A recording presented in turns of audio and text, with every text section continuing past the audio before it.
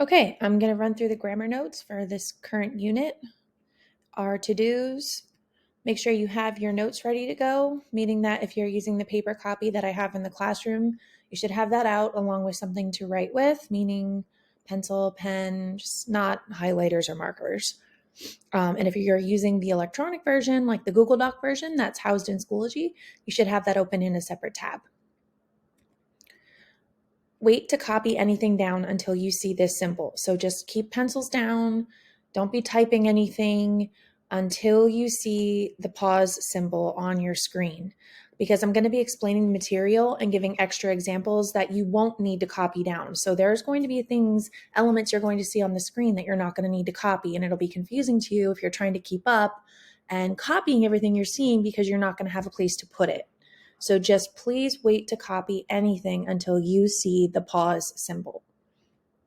When you do see that symbol, pause the video and until you're finished copying and ready to move on. So just keep it paused because I will show you my exact notes. Like it'll look exactly like your copy, just filled in.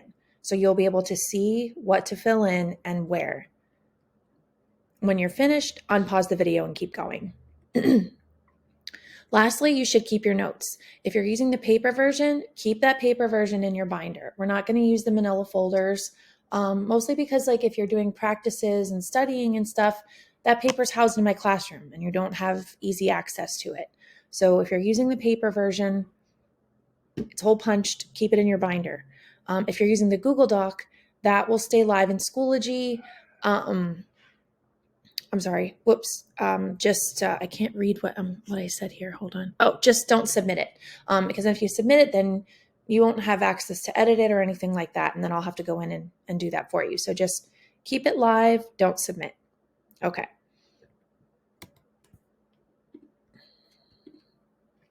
Rule number 1, apostrophes used in contractions. The definition of a contraction is it is a shortened form of a word, a group of words, or a numeral. An apostrophe in a contraction indicates where letters, numerals, or words have been left out. For example, we have she will becomes she'll, do not becomes don't, I am becomes I'm. You're shortening up the words, you're combining two words together and deleting letters to make the joining of the two words make sense, and plugging in an apostrophe where those deletions occur. Contractions are not possessives, and this is where it gets kind of confusing. So they're not possessives, meaning that a contraction combines two words together by omitting letters. Possessives show ownership, but many contractions sound exactly like possessive pronouns, but they're spelled differently, and they have different meanings. So that's where they kind of can get confused.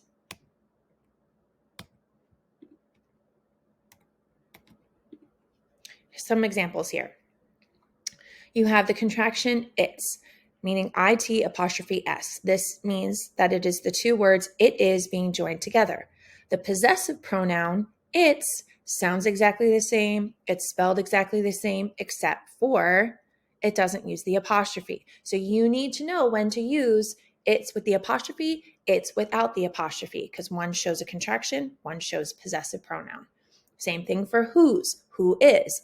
Who is, as whose, sounds just like whose, the possessive pronoun. There is, theirs, sounds just like theirs, the possessive pronoun. And you are, your, sounds just like the possessive pronoun your. This is, so just, we're putting it out there just so that you are aware that confusions can occur. Here you are going to pause to copy the notes. I'm going to continue. Unpause when you're ready. Rule 2, comparative and superlative adjectives. The definition of an adjective is to describe or modify the meanings of nouns or pronouns. Degrees of adjectives. We use comparative and superlative adjectives to say that one person or thing demonstrates a higher degree or quality. And there are 3 degrees of comparison when adjectives are concerned. There is the positive degree, the comparative degree, and the superlative degree. Positive adjectives are the basic form of an adjective. This is the form that you would see if you were to look the adjective up in a dictionary. Comparative adjectives compare two nouns, and they add er to the ends of words, mostly single-syllable words. For multisyllabic adjectives, you're going to use the words more or less because adding er to an already multisyllabic word can become a bit muddy. It's too many syllables in a word. Sounds messy. For example, tall. Tall is a single syllable word, adjective. Tall becomes taller. You just add the er. But slippery is a multisyllabic word, and slippery becomes more or less slippery. You wouldn't say slipperier, just too many syllables. Superlative adjectives compare three or more nouns, and they add est to the ends of words, except for multisyllabic adjectives, which use words like most or least. Example, tall becomes tallest, and slippery becomes most or least slippery. Here are the examples to copy down when you're at that point. So we've got young, grand, fearful, and complex. Young and grand are single syllable words. Fearful and complex are multisyllabic. So younger and grand become younger, youngest. Oops, I'm sorry. I switched these two. That's my mistake. It should be grander, grandest. More or less fearful, most or least fearful, more or less complex, most or least complex. You're going to pause here. And actually, there's two slides here, so you can, and make sure you don't goof up what I did here with the grandest, grander. Those are flipped. But you can go pause here, copy these, move forward, copy these, and then unpause the video again when you're ready to go to Rule 3. Reflexive pronouns. Pronouns stand in for a noun that has already been mentioned in a sentence or paragraph. And each personal pronoun, such as I, you, he, she, it, they, and we, has its own reflexive form. Reflexive pronouns refer back to themselves, and they end in self or selves. And we often use reflexive pronouns when the subject and the object of a verb are exactly the same. Examples of reflexive pronouns in a sentence. So these are the ones where you'll see that the subject and the object of a verb are the same. So I'll identify the verb and you'll get to see that the subject and the object are the same, or the verb is the same for both, and that we use the reflexive pronoun to refer back to the subject. So here we go. I cut myself when I was making dinner last night. I is the subject, cut is the verb, myself is referring back to the subject I, and it's using the same verb. It's the object of the verb. I hope you enjoy yourselves at the party tonight. You is the subject, enjoy is the verb, yourselves is the reflexive pronoun referring back to you. My phone isn't working properly. It turns itself off for no reason. It is the subject, which is actually a pronoun referring back to phone. So it is the subject, turns off is the verb, itself refers back to the subject it, or phone. We need to believe in ourselves. Believe is the verb, we is the subject, ourselves is referring back to we. And here's the list of reflexive pronouns that you should copy down on your notes so that you have them. Pause the video here to take the notes. And I can squeeze this back here. Now it's better to pause because then you can see that it becomes itself. Pause here and unpause when you're ready to move forward. Rule 4, sentence fragments. A sentence is a group of words that has a subject and a verb and expresses a complete thought. A sentence fragment is a sentence that is missing either its subject or its main verb. Here are some examples. The full moon illuminated the snowy fields. Is this a sentence or a fragment? Does it have a complete subject and a complete predicate? Yes, it does. The full moon is the subject, illuminated is the verb. And illuminated the snowy fields would be the complete predicate. Lettuce, a cucumber, a bell pepper, and some shredded carrots. Is this a sentence or a fragment? It's a fragment.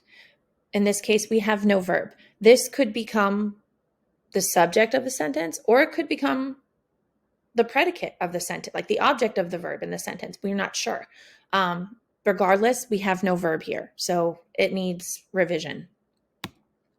To begin on page 10 and read the rest of the chapter. Is this a sentence or a fragment? It's a fragment. In this case, we've got verbs to begin and read, but we have no one doing the reading. So we don't know who this directive is pertaining to. And you can't even say that the subject is assumed. It's a fragment. You're missing a complete sentence here. They waited for the bus all morning in the rain last Tuesday. Sentence or fragment? It's a sentence, complete sentence. They is the subject, waited is the verb, waited for the bus all morning in the rain last Tuesday is the complete predicate. Pause the video here to take the notes and unpause when you are ready to move forward. Rule 5, homophones, no verse no. Homophones occur when two or more words have the same pronunciation, but different meanings, origins, or spellings. We actually did practice homophones in the fall. I believe we did the difference between affect and effect with an A and effect with an E. So you should already have an understanding of what a homophone is because you've seen them before. The word know means to be aware, to be informed, or to understand. No, which can function as an adjective, an adverb, or an interjection, means the opposite of yes. Examples. You're going to fill in the blank with either the K-N-O-W no or the N-O no. Which word best fills the blank in this sentence? Answer, K-N-O-W, to know. I know that it is Susie's birthday tomorrow. I am aware of it. What about this one? No or no? The answer is N-O. No, I did not get her a gift yet. The opposite of getting her a gift, no, I did not. Which one fills the blank? The answer is K-N-O-W. Do you know what she wants? Do you have the knowledge of that? Last example.